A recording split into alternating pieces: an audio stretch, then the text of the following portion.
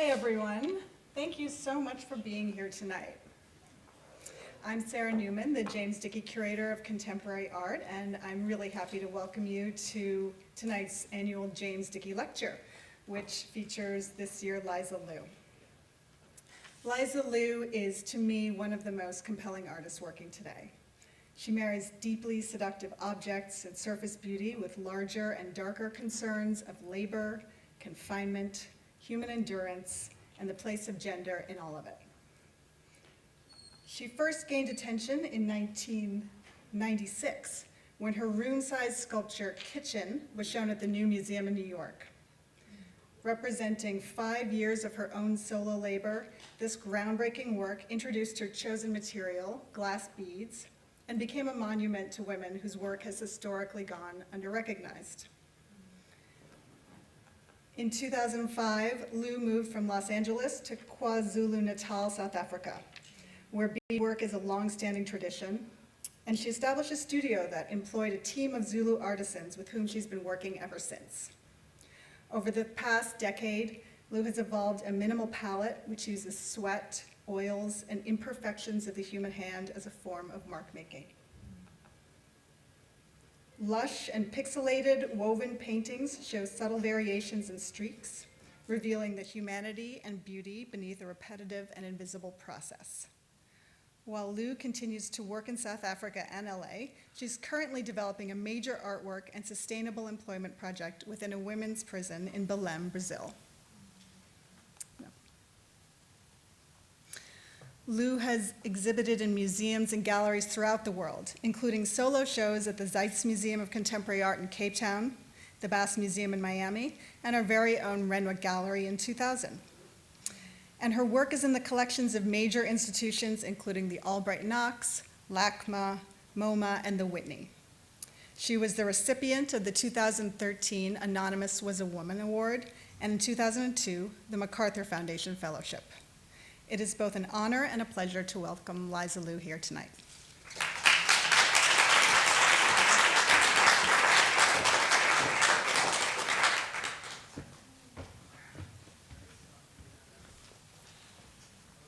Hi, it's so nice to be here. Now I have to work out all the technology, so. Aha, oh, good, okay. Didn't have to do very much. I'm sure there's a lot of people I should thank, but I'm just going to say what a privilege it is to be here and to have the opportunity to share my work with you and talk about myself for an entire hour. I might have to open this out into some other people to talk because I might run out of things to say to you. I wanted to start with this, this slide, this Millet painting, which I'm sure everyone in this room is familiar with. It was made in 1857, and hopefully, can you hear me if I turn my head away? I think you can. Okay. It was painted in 1857, but it embodies so much of what I'm interested in, and so many themes that I feel like I'm concerned with and working on in my work. Labor, in particular women's labor, repetition, beauty, and kind of what's interesting to me about this image is it's beauty that has this tension, because what we're looking at is suffering, and the repetition in this image is the repetition of the human back, of this kind of back-breaking work, and yet it's such a scene of so much beauty and composure. The sky is this kind of cotton candy sky juxtaposed with the hard outline of the backs bent double, and if you see the kind of rough hands and this kind of scrubby, threadbare earth, as the woman in the middle of the painting almost claws at it to make it yield something. And then, of course, the color gold, which is something that I've been very interested in my own work as well.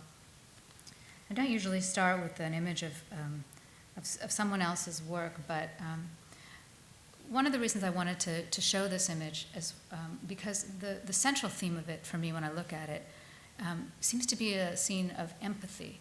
And I've been thinking a lot about empathy and how in the 19th century, the idea of making a painting of peasants was a radical idea.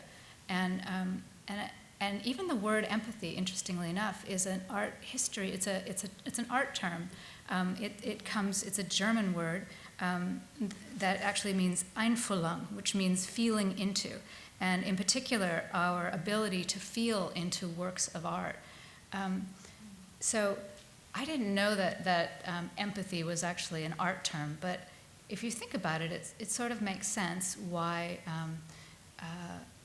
art can be so incendiary, even at the greatest height of beauty, because it can argue for simplicity and for labor, and that can be a radical idea. And in my own work, I've tried to think about labor in ways that maybe can be at tension with an idea of beauty.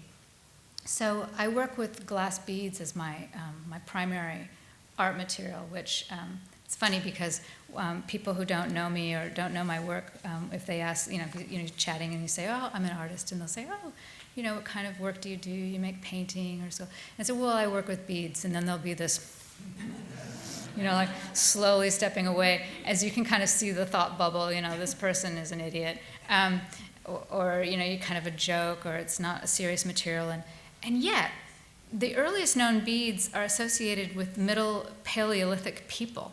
They were discovered at School Cave on Mount Carmel in Israel and have been dated to approximately 108,000 BC. So it's a primal material, and yet we have this association with it that is a kind of decorative, it's something decorative, something you put on your wedding gown.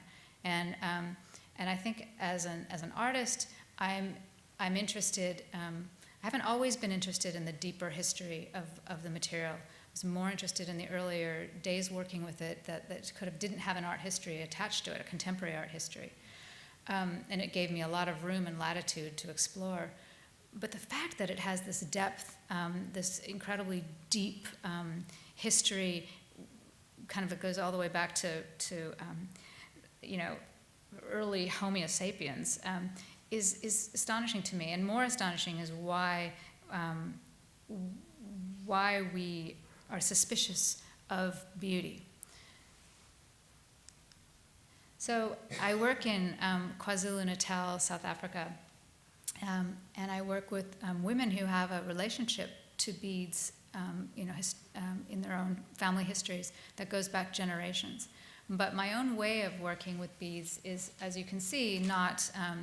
It isn't a traditional technique. It's kind of something that I've sort of evolved over the years, something I'm kind of interested in. So what we're doing here, what those hands are, Cindy Lovu's hands, she is threading beads that are the size of a shoelace tip onto pre-cut stainless steel wire, and our project is to try to make 1 million of those. And you can see on the upper left-hand corner, the wire that's remaining. So what happens is you glue a bead on the tip of the wire and then let it dry. But what really is interesting is that you could kind of cheat, because in the middle of the finished sculpture, you could just have only done the tips and not gone to all that trouble, which I thought about a few times, I'll tell you. But I'm interested in the integrity of an object, that you do tell the truth, that you do go to extreme labor that can never be seen or appreciated, and that's kind of part of the work. So in this picture, I'm weighing the beads as they come, because they're put together in bundles of 202 pieces of, I call it grass, into one bundle, which then we wrap in hemp, and then each bundle is labeled so that it's in a specific place. So even though it's a kind of abstract, or each bead is actually in the place that I wanted it to be. So it's a kind of an image of extreme, excruciating control, because I'm controlling how much white is in that to create a kind of fade. There's this really great, actually I have to share this with you, there's a really great Gerald Manley Hopkins poem that I really aspire to in my own work. It's one of those things, where you don't necessarily make it, but certainly is inspiration.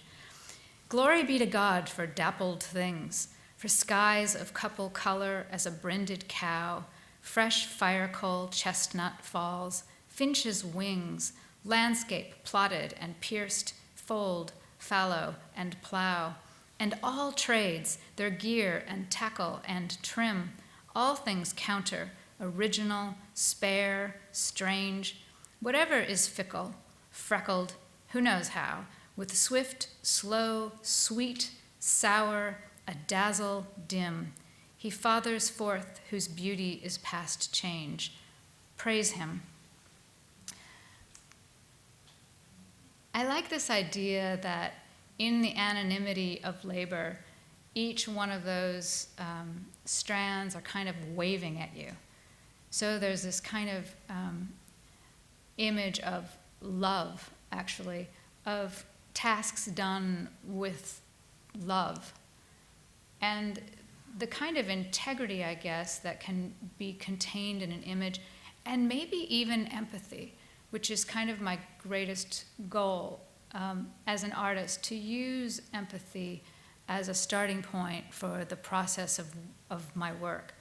So by working in South Africa with incredibly talented Zulu women, I try to put more than just the idea of making art at the front of my studio life, but also kind of the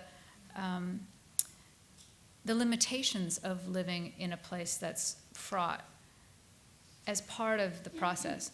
So working with many people makes me think about this idea that you can make a repetitive project going on and on and on. It allows that. I mean, if I were to work on this alone, it would be, I don't know, 100 years of one person. I mean, I have no idea how long it would take. It would be impossible. So there's this wonderful kind of gift exchange between working with other people and seeing what can become of it. And then this is the finished piece. So it is a kind of harvest. They're only 4 inches high, the actual bundles. There's 77 bundles across, so it's 77 by 77, with 202 blades of grass in each bundle. Someone has to do the math, but I think that adds up to about 1 million. This is an image that is kind of talking about, kind of looking at the process. When I was talking a little bit about empathy, well, what I mean by that, that kind of idea of feeling into an image, well, I'm kind of interested in feeling into a process. So at a certain point, working in South Africa, I realized that what I was doing a lot of the time was kind of having an idea and then bringing it to the women that I work with and saying, let's make this. And I had a very fixed idea of what that would be. But at a certain point, I realized that I wasn't kind of listening to the location or allowing the place where I was working to kind of inform the work in a deeper way. I wasn't really allowing it to kind of break my heart or change the way I work. So over time, I started to want to work in a way where I saw that the women that I work with would travel long distances to come into the studio. So it became important to work with them at home and to find a process where they could just not leave their families and still be able to earn an income. So what you're seeing here is I'm in a woman named Mbele's home, and she's seated on her bed beside me, and we're working on a sculpture called the Book of Days, which was comprised of 365 individually beaded sheets, which were to be stacked one on top of another.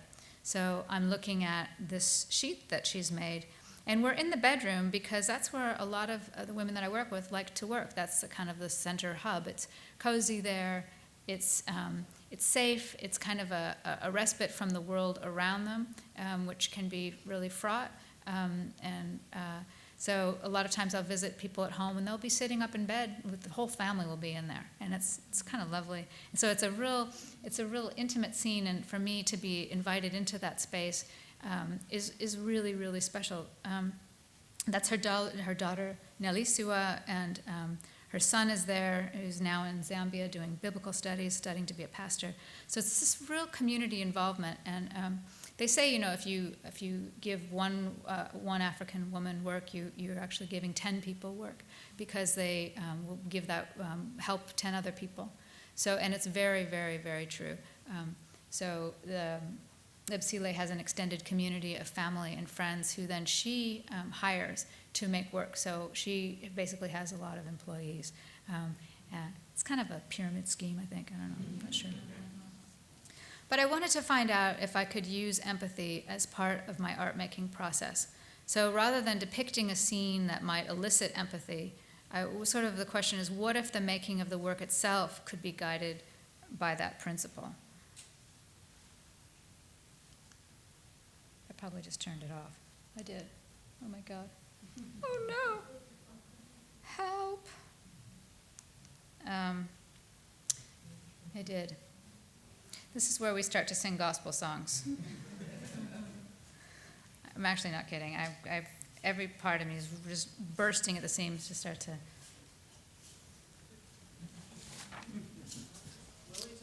Help is on the way. Temporary inconvenience, permanent improvement. I just pushed permanent Yeah. improvement. Ah, We'll go with that. well, you just pushed that Left and right. one. Bottom stops it. Thank you, Willie. So sad, isn't it? Kind of new to these sort of things. So this is one of the sheets. This is, so we made 365 of these. And what's really interesting to me is that each sheet is a way of kind of walking or telling a story with the fingers, with the hands, with the oil of the hands. So the streak of black that you see is something happened. I don't really quite know what. And when I ask, could you do that on purpose? People always shake their heads and say, no. But the labor is contained inside this image, and all you ever see in the finished piece is the edge. This is actually the first piece that we ever made together. I moved to South Africa in 2005 with a very specific sculpture I wanted to make, security fence. And it's kind of an impossible image. If you think about chain link, it's incredibly repetitive. And just try to think about wrapping every single link with beads, and it just might give you a migraine. So that always inspires me. I always think, well, I'm onto something. If it seems completely impossible, I get really excited and get real hooped up about it. And so, and then I have to find out, over time that, a little bit more about the difficulty of it. But it was interesting because when I went initially to South Africa, the idea was that I would kind of train people who didn't use beads in the way that I do, and I thought it was going to be kind of this exchange, and it was very funny. So this is like the first 5 minutes basically of being there, showing them my technique, and it was within 2 seconds they were telling me, pushing me out of the way, telling me, we've got this, And then the next thing they started to do was sing gospel songs, which made me know that I was home. So this is the impossible image at the having done it. I get really interested in the little nooks and crannies. So the corner point, the point at which the chain link meets, is this really interesting challenge. We crush the beads and then use tweezers to push inside the corners. And this was actual razor wire, which I had to kind of protect the edges, make the razor not so sharp so that we didn't impale ourselves on it.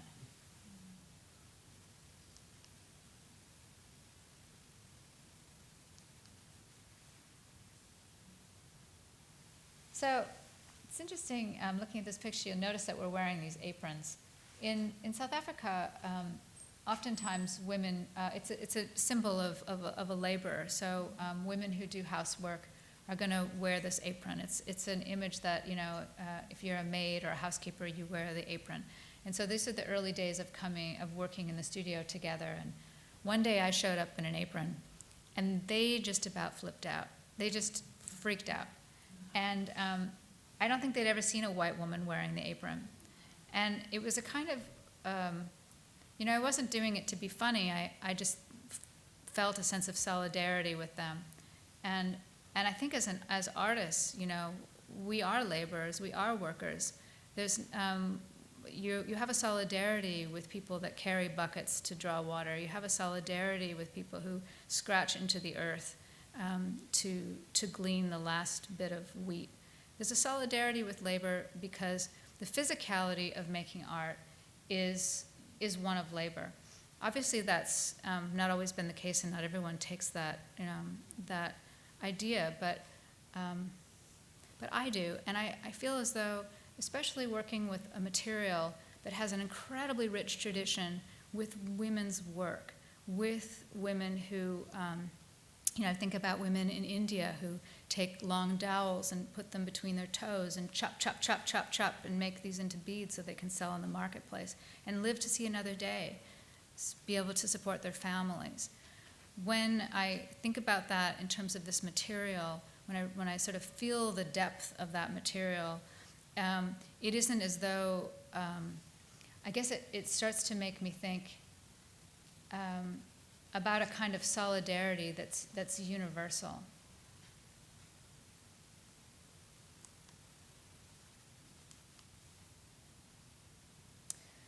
This image is something that's ubiquitous in South Africa. Obviously, the apartheid, these kinds of fences were set up to keep people out, to keep Africans out of the white areas. And but that wasn't my intention going there. I had already completely built the substructure before I ended up going to South Africa. I was really thinking about this as an American image. I was thinking about incarceration. I was thinking about the 2 million people that live in prison, and thinking about that as really, as an American, I've been interested for many years in making works of art that are kind of about the American landscape. And this is maybe the darker side of the American dream. But it was very interesting to land on the continent of Africa with this image and suddenly realize that I was completely home. Not only was I working with women that had an indigenous relationship to this material, not only did they sing gospel songs, which is really, but here I was with the security fence. And when they first saw the fence, when I opened up the crates, they just howled with laughter. Why, we're going to wrap this ugly thing with such a precious material, a material that to them, if they could make something with this material, it meant that they could survive another day. Kind of carrying on with the security fence, I made another piece. This is called Maximum Security, and it's basically the equivalent of 4 security fences. So it's based on prison architecture. So it's about 8 feet tall, and it's 20 feet in either direction. So it's based on prison architecture in the sense that you have your recess area, your break area in the center, and then the other shapes are kind of your cell-like structure. But what I get very interested in is this image of complete wonder, that it's almost like a wonderland. When you physically come upon this work, you can get really lost in a kind of sense of beauty and then the sense of kind of repulsion. And then I'm always hoping for a sense of overwhelm when you consider the labor that goes into it. This was kind of a bit of a shift, going back to this idea of realizing that I wasn't letting the place break my heart enough. I wasn't making work that specifically connected with the specific skills of the women that I work with, and they are weavers. That's the way of working with beads is to weave. So this is a very traditional type of weave, and this particular bead is very, very traditional. White is used often in Zulu beadwork. But I'm never interested in kind of borrowing or mining another culture or another people to get my ideas. It makes me feel queasy. So it's not what I'm interested in. I'm always interested in kind of listening to the material and to the place. And so tearing this and making a whole was really, it's so interesting because Zulu beadwork is all about perfection, but the undercurrent of culture there is so much pain that's been inflicted on them, and then just the culture at large is there. So this is probably a very truthful piece of Zulu beadwork, but it makes the women I work with very unhappy to see me tearing things, because it's not their aesthetic. This is a way earlier piece that I made in California, in LA, my studio in LA. It's in, I think, 2000 to 2002. It's called Trailer. And it's a 40-foot long mobile home, which I gutted, and then working with assistants, we applied beads to this entire scene. In a way, I always feel like showing slides is such a drag, because actually you enter this piece. It's a physical piece that you walk inside of, and it has a smell, it has a sound, it has a sense of touch. It's kind of, in this piece, I'm really responding to my environment in LA. It's about film noir. It's kind of like walking into a film set. What if every single pixel was three-dimensional, so that a pixelated scene could come to life? So the typewriter there, I kind of was imagining this kind of lonely man. I was kind of thinking of a male landscape, and taking color out of the image to kind of reveal the heaviness of objects, and maybe the complexity that's there. So these are these photographs that are on the table. It could be some kind of murder scene. And then there's a soundtrack, so it's a very immersive environment. So there's two pictures side by side. On the left is the living room, and then you can see a little close-up with the magazines. So magazines and books, and there's knives, and there's guns, and there's kind of this sense of doom. In some interesting way, after doing this project, I think I started to kind of, there was a kind of, how can I say, a shift that was happening in my work. Now here's going but way back. This is my earliest piece, The Kitchen. But I like seeing it side by side with what came later, because I think there's a connection. In a way, The Kitchen is an image of confinement. It's an image of being kind of, it's an entrapment. It's a very, very claustrophobic image where every single inch of the piece is overlaid with this material. It's very truthful in the sense that even the underside of things have beads. I wanted it to be kind of a real world, and I think that goes back again to this idea of empathy. I wanted it to be true, truly, truly this alternate universe. And this was working on it before the floors were done. I was very interested in that wood grain, kind of this Art Schwager wood grain kind of painting. But you just even see that kind of color. You know, it was really kind of hallucinogenic kind of coloring. I started this piece thinking it would take about 3 months, and then it took 5 years. Hate when that happens. But even there's this grid pattern that you see, you know, the wallpaper has almost a kind of chain link. And this kind of environment, you know, I sort of set out to describe a world where a woman might have spent her life baking pies and in the kitchen. And then at some point, applying beads to a frying pan myself, I realized that I had become what I'd set out to describe. I realized that I was, in some way, changing fundamentally through the practice of what I do. I didn't start out making the kitchen. I wasn't, at least I certainly didn't think I was very fussy.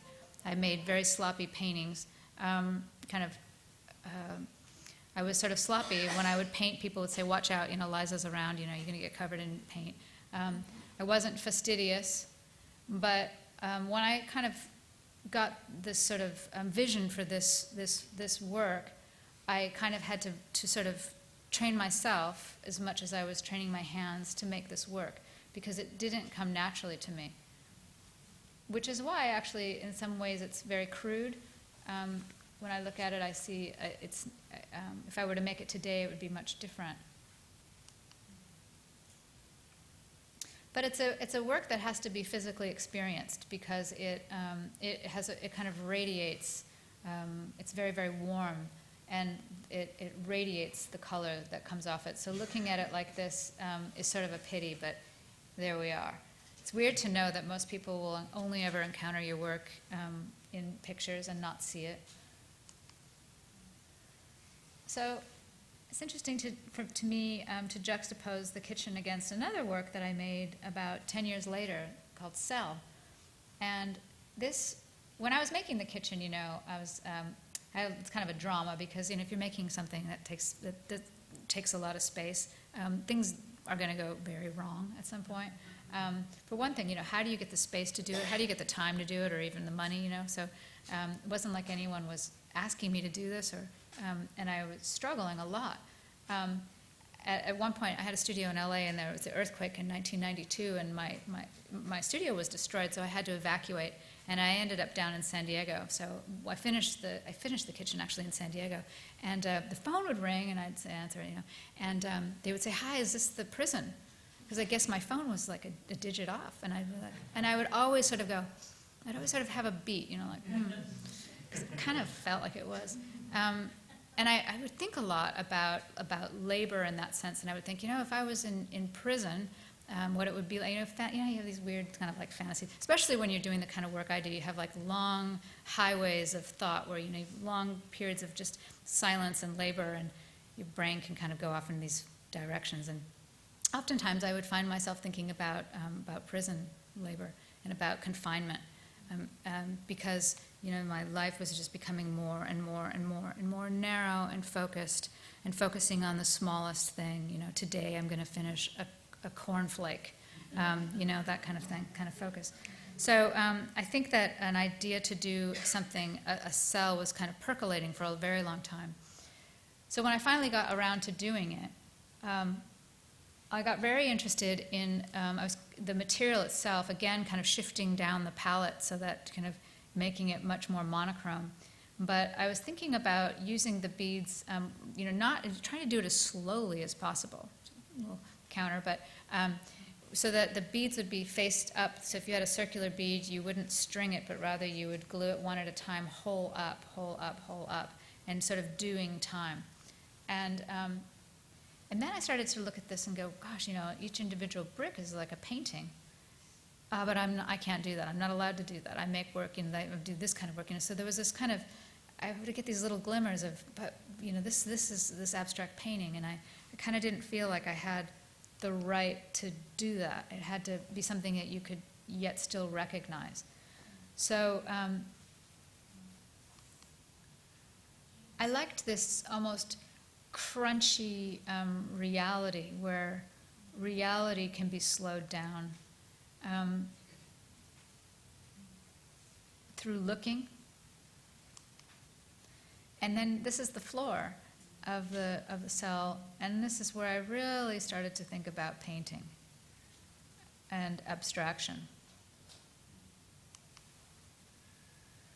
And then jumping forward, I think probably another almost 10 years, on the right is a piece called Continuous Mile.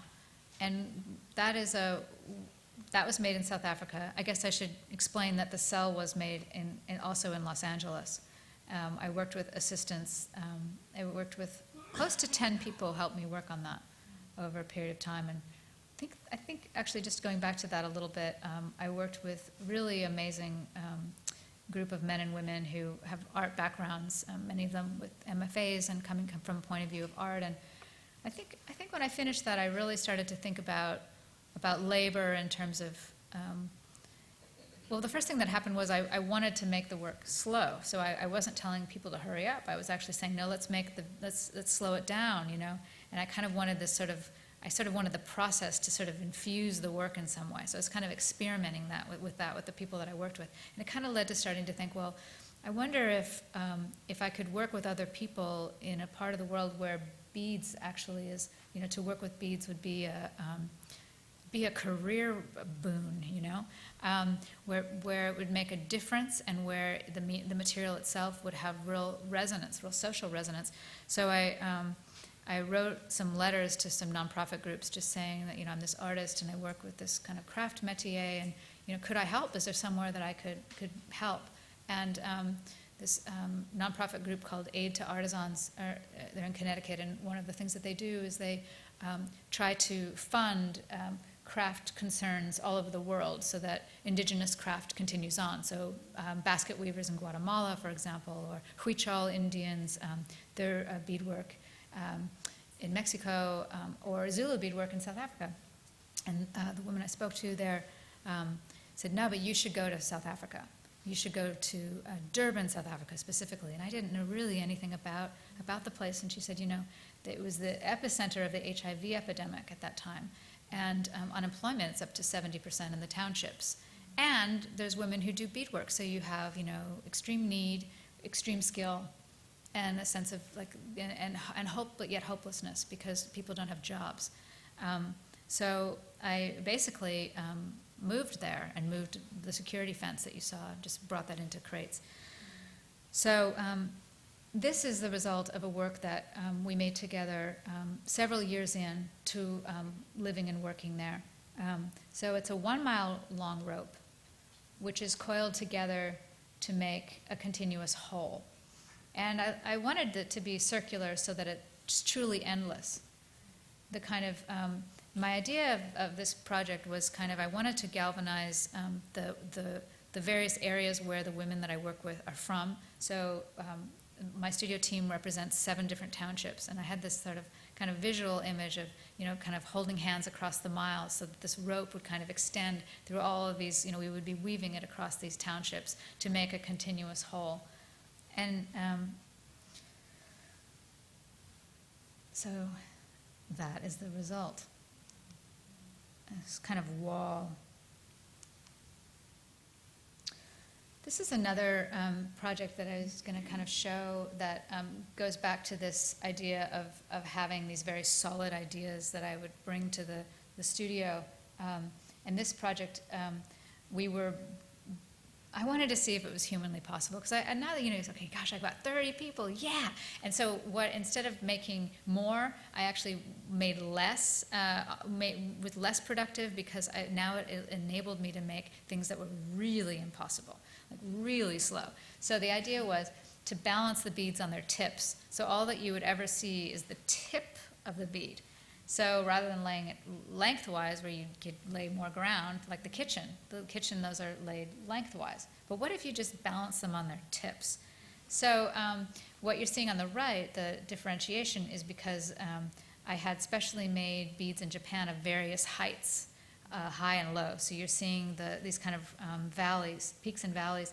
And the subject matter of this work, I was looking at prayer rugs. So thinking about, this kind of iconic image of devotion. And this is Nontlantla's hands working, and you'll see these little numbers. So I numbered so that she would know which number, that's a 9mm bead, and what to go where. So it's very, very controlled. I was being super controlling about this particular thing. And, I just had an idea in my mind. But right around this time, working on this, we had this kind of major incident in the studio where these refugees stormed the building where we were working. And it was one of these moments, where the refugees have stormed the building, and everyone in the studio started to weep and cry because there had been Zulu attacks on Nigerians. And the women that I work with were afraid that these men were coming in to retaliate against Zulu people. So I just remember being in this moment of real crisis, and I couldn't reach anyone on the phone. It was just me and the studio team, and I just remember thinking, God, they just don't tell you about this in art school. And then, kind of when you have a bad day in South Africa, it's really a bad day. It's not kind of bad, it's like really bad. And I kind of realized that I was in a very, very strong and powerful way. Suddenly it was like, we are balancing the beads on their tips. Like, what, in the middle of this kind of chaos, where things can go so very wrong, it was something about that just seemed like really like an insanity. And I realized I wasn't allowing the place to really break my heart and really allowing for slippages and errors. And so what happened was, you see this red kind of coming through this piece. It's called Axis Defeat, and it's where I just stopped doing this order pattern and said, yes, you're allowed to be abstract. Yes, you can do that. And so I allowed it to, just bleed and made. I actually literally came in the next day after the refugee incident and just painted over the stuff and was, hacking at it, and just took a chisel and started to gouge at it and realized, I need to listen to this place because it's here to teach something. And I also started to see that the imagery in it was a kind of map. It was kind of map making, a way of trying to find my way home in a very chaotic and kind of lonely situation.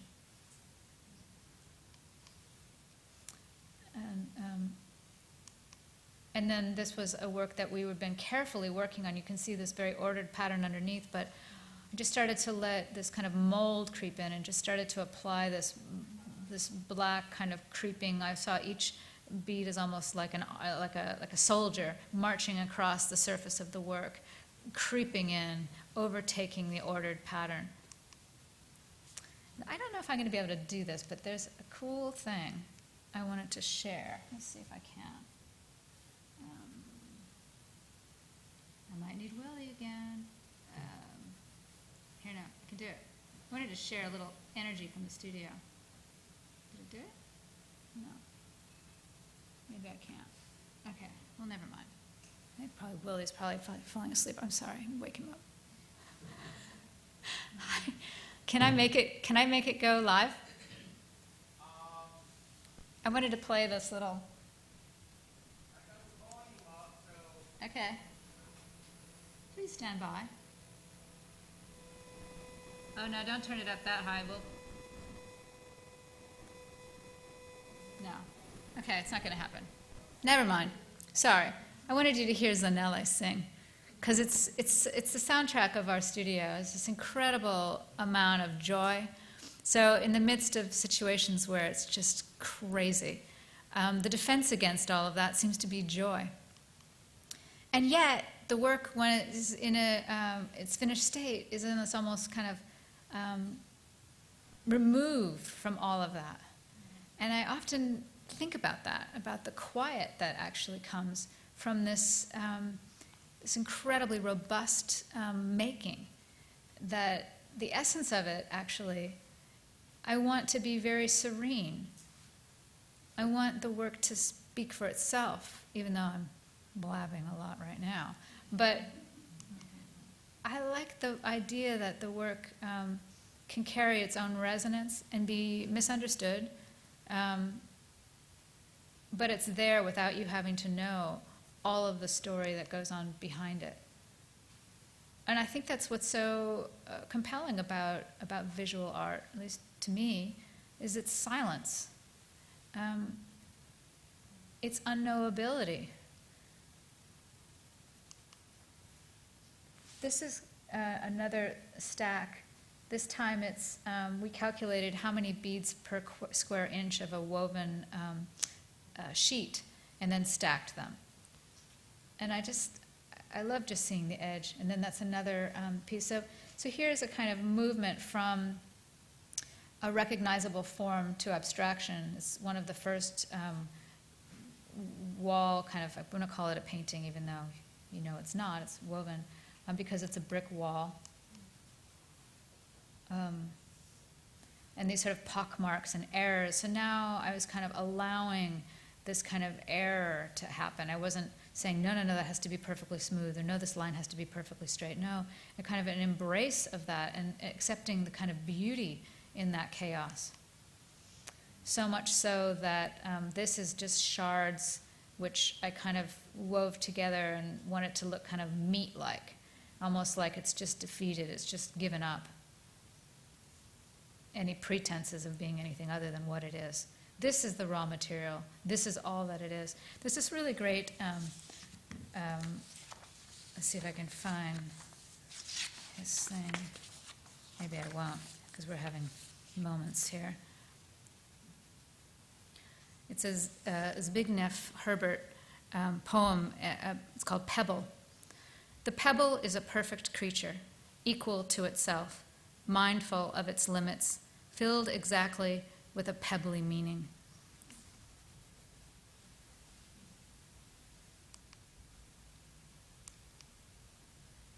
And this is made with pieces kind of that I commissioned, these kind of white strips, which then I had the team sew together as one piece, and then I tore it apart and then tried to sew it back together again in this very crude kind of way, so it's kind of being healed, as though it's containing this sort of scar. Because it can never be as it was, but it can have its own kind of beauty. And there again is the Book of Days, the 365 sheets, and another work in the background called Almost Home, which is a woven work. And just kind of thinking about what a painting can be. And this kind of comes back to landscape. And now I've officially allowed myself to make abstract work. It took a while, but I kind of wanted to explore a specific technique which is also characteristic of Zulu beadwork, actually, this stitch, but to take it into a grid and to make it into a kind of landscape.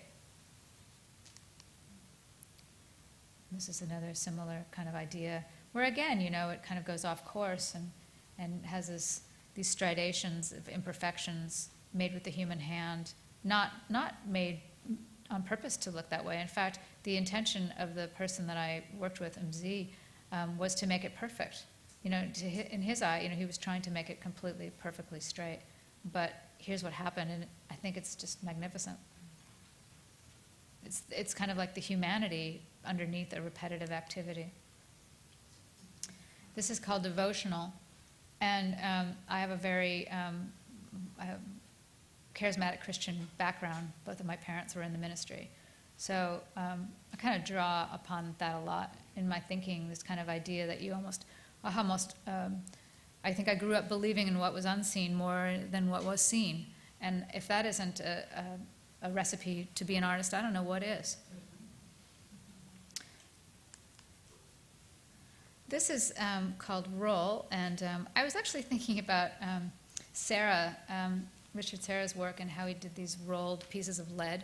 And I'm always kind of, as a woman, interested in the femininity that I know is looked upon with scorn, but I sort of proudly embrace that and say this is what it is. And so this is a roll made of beads, but if you were to unfurl it, it's pretty monumental in terms of how long it is. And here's another abstract thing. So I just wanted to, I don't know where we are with time, but we're very close. I just wanted to just read you something as I kind of flash through some of these remaining images. And this is from my diaries that I kept, that I've kept over the years living in Durban. Come, let us gather together. We've been making blades of grass of the nobody knows variety, down to its roots, nobody knows, threading 9 beads onto thin pieces of stainless steel wire. Many of the team work at home, and they contract the work out to an extended group of family and friends. All told, there are over 100 people working on the project. But up alone in my upstairs studio, there's the careful setting down of each bundle of grass. Each blade is counted and weighed and measured, and then there's the standing back to weigh and to measure with the eye. Too much cream, 3? Not enough gold, 22? Is the light taking over? The dark fights back. We've run out of light gold. Wait for the factory in Japan to produce more. We made thousands more gray blades, but now I see that they don't work, and it's too blue, so take them out. Months of work lost forever. Sunrise at the end of the world. in the middle of nowhere. Grasses in clumps like pom-poms in the red sand, shadows across the quiet plains, mountain ridges, in the distance float a beige lake. Let's say you're a blade of grass, just a golden stalk of the Stipagrostis variety, living out your time in a tangle of yellow and gray, and your job is to propagate.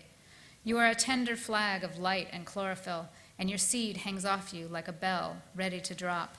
Till then, you are waving your feather arms in the air with millions of your friends, and it's one big party, a fiesta of waving and blowing and pollinating, until, of course, somebody steps on you. Back at the studio, our studio manager, Costa, called to tell me that a beloved studio member, Nomusa, has died. I relay the news to the team. Stunned silence. People stop their work and sit down. Bouchle begins to cry. I go and sit with her. Then Bouchle scrapes her chair back and runs out of the room. Tanda goes after her. I sit in the room with the team. Bouchle and Tanda come back in. I tell everyone that we should all go home, but everyone continues working, then stop for a time, then start again. Pick up 5 beads. Thread them on a string. Tie the beads in a circle. We weave because our hands have skills. We weave when we don't have the heart to sing. The patient minutiae of beadwork being made in a place with so much chaos puts order to our day. Control the smallest thing. Take comfort here. Solve the problem of a tangled piece of cotton or a needle that won't thread. Make something beautiful. Insist on beauty in spite of everything. We toy. We march for beauty. Agnes Martin said that artists should be responsible to no one. Artists shouldn't have pets, never have children. An artist is lashed to her work. That is her sole responsibility. She wrote, "Being detached and impersonal is related to freedom. That's the answer for inspiration, the untroubled mind."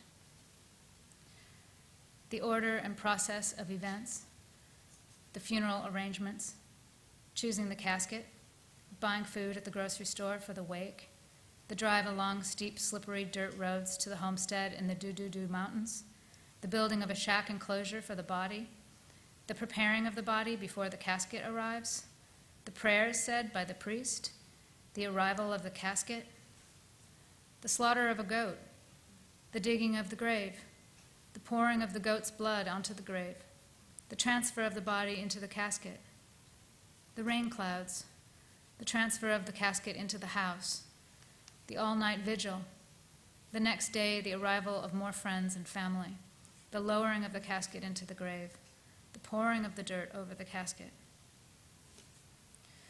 We've started a new weaving project. Arms sweep up in a single gesture, an orchestra of violinists as the thread is pulled taut. Beads fall across the table and ping onto the floor along with the tapping of feet. Nomalungisa murmurs something that sounds like B18. Mz wears headphones and makes a low sound. Bouchle sighs, "Oh, Jesu." Pumzile makes a little bird sound. My own sound, a tendency toward the deep sigh. Not out of exasperation, more like I'm coming up for air. B18. Oh, Jesu. B18. Oh, Jesu.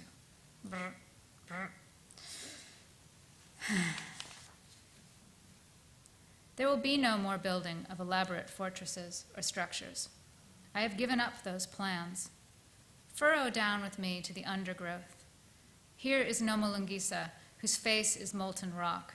The wind and tears have swept away the softness of her face, and now she is angular, ancient, resolved. She tells me resignedly that her hands are too large and the beads are too small. Her work is crooked, misshapen.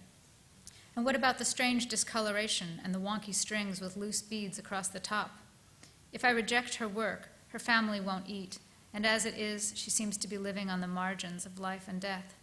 Yet, if I accept the work, I don't have an artwork. Or do I? Not what I intended, but instead what the work wants to become.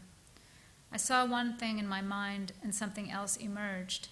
A very tight, controlled process yields streaks and stains and even blood, life and death contained in an art process, labor that can never be comprehended or even appreciated, an art that speaks of its own struggle into being. My desire for perfection and the beauty that comes from letting go. Agnes could have told me that. For all of her asceticism and classicism, she wrote, "Perfection is not necessary. Perfection you cannot have. If you do what you want to do and what you can do, and if you can then recognize it, you will be contented. You cannot possibly know what it will be looking back, but you will not be surprised at what you have done." Maybe this is what the material has wanted to be all along. It was there in the early work, behind all of the structure and set pieces, a wallpaper pattern that had gone wrong, or a flocked floor texture, evidence of the human hand. And now I see that the work is like No Molungisa. It too is molten, ancient, resolved. There's been the stripping away through time and loss and acceptance of the limitations of body and mind. And what remains is what is, the simple truth of the sweat of our hands and the dirt and the dust and the saliva and the tears and the blood and the ashes, all of it an art material laid across the miles. Thank you.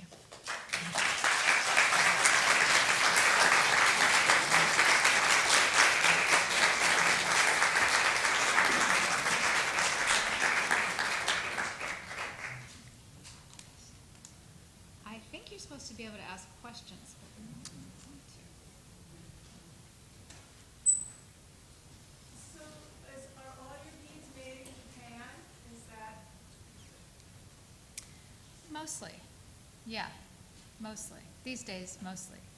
Because it's native to Zulu, and where did they originally? Well, the Czech Republic is where most beads come from them. And that was the early, the early piece that I made, the security pants, was from the Czech Republic.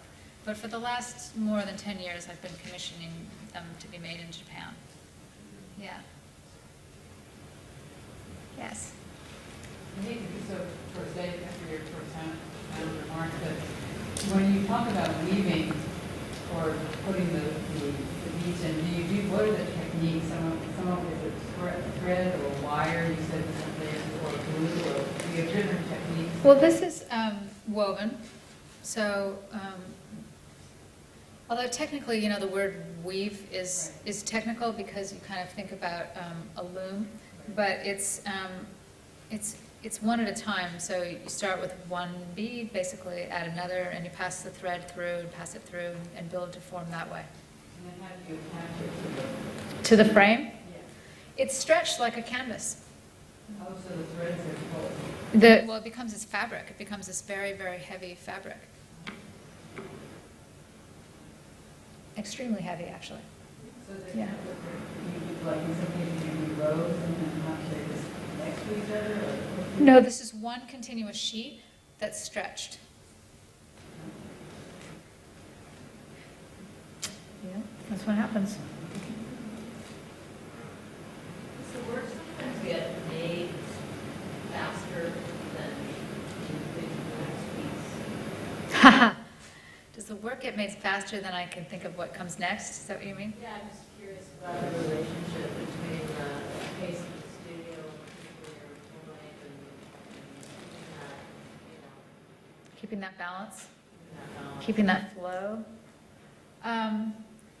Well, that's a good question. I mean, it is kind of a, I'm not a business, so I'm an artist, right? So, and my ethos of the studio is that the people that I work with are at the center of that. So I don't feel like a separate thing. So yeah, at times what happens is I will be done with a project and not have the next project, So I always carry on. Everyone always carries on, and sometimes and I always just hope it's going to work out and become an artwork. So it doesn't flow. It's a little bit of a mad thing. It's not done in any mathy way. It's a little scary, actually, because it's a lot of people. So, for example, I'll have an exhibition, and we finish a body of work, and the very next day, everyone's ready, right?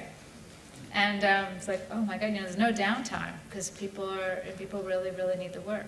So it means that, large works that wouldn't exist otherwise come into being. I have some more things. This is carrying through this body of work, but I don't know if I have an image of, well, this was a series, this was for an exhibition. This was at White Cube, and I was, it's a whole exhibition of paintings, of these woven paintings.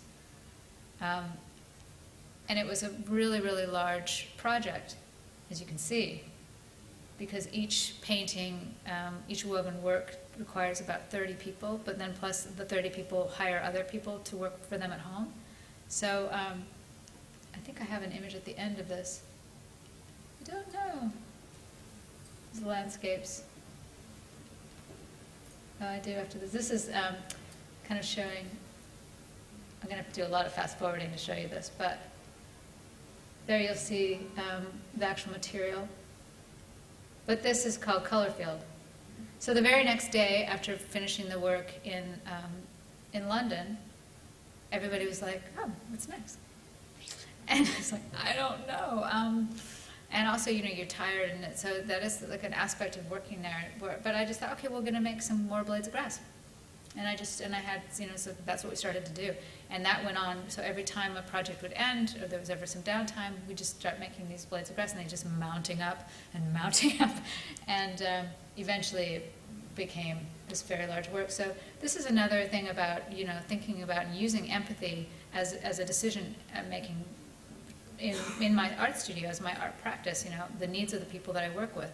And so that became the scale because the needs of the people that I work with, they needed the ongoing work. So, so that kind of determined the work in some way. So I'm always playing with that, kind of trying to creatively use the real world issues that surround my project with art making. Red wins the day. I was just wondering, this is really prosaic, but how do you support all these years of effort monetarily? Are you constantly seeking grants from nonprofits? Do you have to sell all your pieces beforehand so that it will support the next piece? I mean, how do you maintain paying all these people? I am definitely in Washington, D.C., for sure. You guys have very logical minds. I love it. And it's a great question, because I think a lot of times, when you see, it kind of looks like, wow, how's it getting funded? But the first piece I ever made, Kitchen, I spent 5 years on it, and I had day jobs selling prom dresses and waitress and stuff. And when I finished it, someone actually bought it. So it was acquired by a major collector, and then that enabled me to essentially quit my day job. And then I turned all of the money that I made on that into the next piece. And I've done that ever since. So if something gets sold, I pour it back into the next body of work. So I don't get grants. I fund it myself. And I fund it through the sales of my work. So what it's done for me is it's given meaning to an aspect of being an artist, to having a career, which is a word I don't like, but that aspect of having shows and galleries, it's just given, when something sells, it has real meaning for me. It isn't just lining my coffers. It enables me to be generous in another context. So that's how it's done. It's not through grants. In fact, I was turned down for every grant I ever applied for when I was making the kitchen. Yeah. Hi. You talked about the work breaking your heart several times. Do you think that on some level you want the work to break your heart? And if it does it change your relationship to it vis-a-vis the works that don't break your heart? That's a really good question. Yeah, I guess if it didn't break my heart, I'm a little suspicious of it. If there wasn't some kind of something associated with it, a difficulty associated with it, it's hard for me to feel the value of it. That's actually something that's in me. But that's not to say that's not how I appreciate other art. I don't feel like other art has to be labor intensive or has to have that. But for me, myself, I'm very interested in that kind of apotheosis of labor where you work on something and it, it's so difficult and it changes your life in some fundamental way. Yeah, I like that aspect. I mean, I don't like it when I'm in it. It's very, very difficult. But I've learned to trust it. I've learned to trust that process. Yeah. Have you about traveled to Japan and met the factory workers who make beads? No, that's a great question, but I have asked them for a very detailed account of how they're made, and I wanted to know the names of all the people, and because that's a whole other aspect before it even gets to me. The materials already has this incredible story to it, incredible amount of care and art associated with this kind of master artisans that make the actual beads. Yeah, but I haven't seen them. They're very secretive actually about letting you into the factory where they make them, so I haven't been allowed into the inner sanctum. Yes. Seen images of your work? Yeah.